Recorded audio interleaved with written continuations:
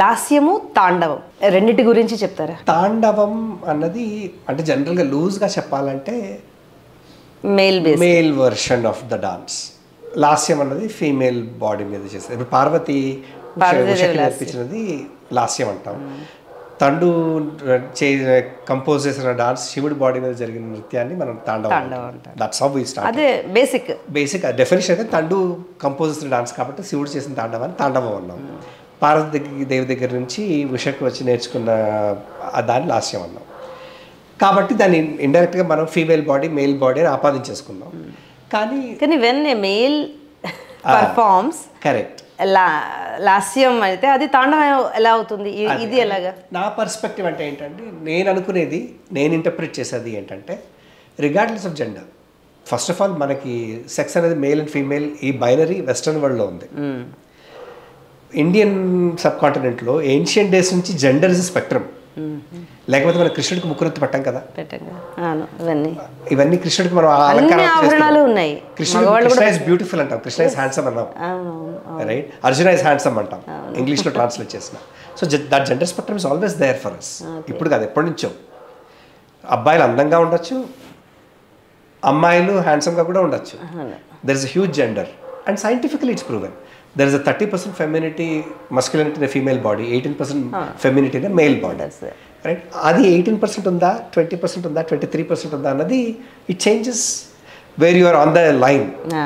If you are male and female here, ఆ gender స్పెక్ట్రమ్లో ఎక్కడైనా మీరు ఉండొచ్చు.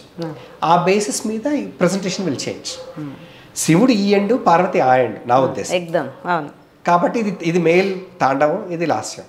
బట్ మీరు అదే మేల్ బాడీ భామాకలాపం చేస్తుంది అనుకోండి, మీరు తాండవం చేయలేరుగా. అదే రైట్? అప్పుడు లాస్యమే వస్తుంది. అంటే నా ఇంటర్ప్రిటేషన్ ఏంటంటే సౌమ్యంగా మృదుత్వంతో కైసికి వృత్తిలా ఉండేది లాస్యం. అంటే గ్రేస్ఫుల్గా ప్రజెంట్ చేయగలిగితే అది లాస్యం. ఎక్కువ శాతం ఇప్పుడు 80-20 రూల్ అంటాం మనం. 80% ఎవరికి ఆపాదిస్తే అది అలా వెళ్ళిపోతుంది కదా. అలా ఇప్పుడు 80% of the female dances are more endowed to lasyam. Hence probably we say Lasyam is a female trait. But in general ఏంటంటే కాళికాదేవి చేసింది తాండవమే అయింది కదా, అంటే aggressive dance, vigorous. So I think ఆ difference is majority of the male dancers generally tandava స్టైల్లో వెళ్తారు, majority of the female dancers go in lasya style. But there is a huge spectrum. మనం చేసే స్పెసిఫిక్ క్యారెక్టర్ని బట్టి, మనం చేసే కాంపోజిషన్ని బట్టి, దీంట్లో మనకు చాలా ఉన్నాయండి. హిస్టరీ, కాల ప్రమాణం, అంటే ఏ టైంలో కాంపోజిషన్ మీరు ఇప్పుడు ప్రజెంట్ చేస్తున్నారు, రైట్? ఇవాళ అమ్మాయి వేరు, అవును, త్రేతాయుగ సీత వేరు, కరెక్ట్, రైట్? ఏ కాల ప్రమాణంలో ఉన్న సాహిత్యాన్ని తీసుకుని మీరు ప్రజెంట్ చేస్తున్నారు, అది మీ వర్షన్. క్యారెక్టర్ మీరు ఫస్ట్ పర్సన్ లా ప్రజెంట్ చేస్తున్నారు, థర్డ్ పర్సన్ లా ప్రజెంట్ చేస్తున్నారు. ఇప్పుడు భామని సత్యభామని అంటే నేను భామ కింద చేస్తున్నాను, అంటే అప్పటికి వెళ్ళాలి. ఆ వయ్యారం వేరు, ఇవాళ వయ్యారం వేరు. ఇప్పుడు రైట్, ఇప్పుడు అదే వయ్యారు ఇవాళ చేస్తే ఇవాళ పిల్లలందరూ అంటారు చాలా సాసిగా ఉంది అంటారు బయట, ఇప్పుడు కామన్ లాంగ్వేజ్. అప్పటికి అది ఇప్పటికి ఏంటి అన్నది ఈ కాలమాన ప్రమాణం ప్రకారం. సో అది చాలా ఇంపార్టెంట్. అంటే లిటరేచర్ ఐ ఆల్వేస్, ఇప్పుడు నాకు literature wise when you look at literature I always say take a perspective, be in the times when the history happened and look at the history from the times it happened, not today. ఇప్పుడు ఇవాళ కూర్చొని మీరు రాముడు సీతను తెలుసుకోవడం తప్పు అని ఇవాళ అనడం వేరే, ఆ రోజు వేరే. సత్యసాయి మనం ఇప్పుడు తప్పు అని మనం అనడం వేరే. ఆ రోజు ఎందుకు చేస్తారో అర్థం చేసుకుని, ఆ టైంకి వెళ్ళి అర్థం చేసుకుని then you judge it. Don't judge it, understand the history first. అలా ఇప్పుడు మన కూచిపూడిలో కూడా సాహిత్యానికి వెనక్కి వెళ్ళి ఆ సాహిత్య ప్రమాణం ప్రకారం ఏం కావాలి నృత్యానికి కానీ నాట్యానికి కానీ, అదే దేశము, కాలము, పరిస్థితులు, మూడు. అంటే social, psychological, physiological, economic conditions. ఈ 4 కూచిపూడిని కాన్స్టెంట్గా any art form for that matter evolve అవుతూనే వచ్చింది. సో మనం ఈ రోజు ప్రజెంట్ చేసే ఐటమ్ ఎప్పటికి తీసుకుంటున్నాం, ఏ టైంలో తీసుకుంటున్నాం, ఆ రోజు వాళ్ళ స్థితిగతులు ఏంటి, అది కొంచెం ఆలోచించుకుంటే then you can choreography wise చాలా హెల్ప్ అవుతుంది. నాకైతే దట్స్ వై కొరియోగ్రాఫ్. అంటే ఒక ఆథర్ పోయిట్స్ మైండ్ ఏం ఆలోచించింది, ఆ పోయిట్ ఇవాళ వాడు కాదుగా, అన్నమయ్య రాసాడు అప్పుడు రాశాడు, ఏం రాశాడు,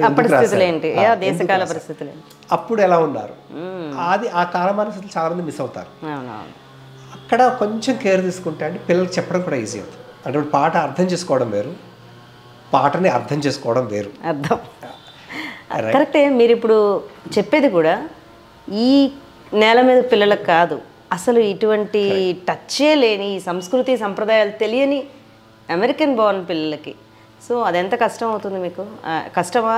అందులో ఉన్న కష్ట నష్టాలు ఏంటి? కష్టం ఒకటైతే క్లియర్గా నేను చెప్పగలిగిన కష్టం అండి.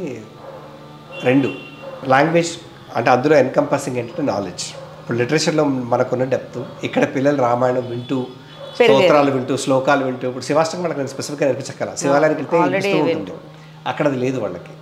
అలా familiarity with the content, literature familiarity తక్కువ, చాలా తక్కువ. రామాయణం పూర్తిగా తెలిసిన పిల్లలే తక్కువ మంది ఉంటారు. అంటే మనం పురాణాల గురించి మాట్లాడతాను, ఇంకా అంతకు మించి వెళ్తే వాళ్ళకి అసలు ఐడియా కూడా ఉండదు.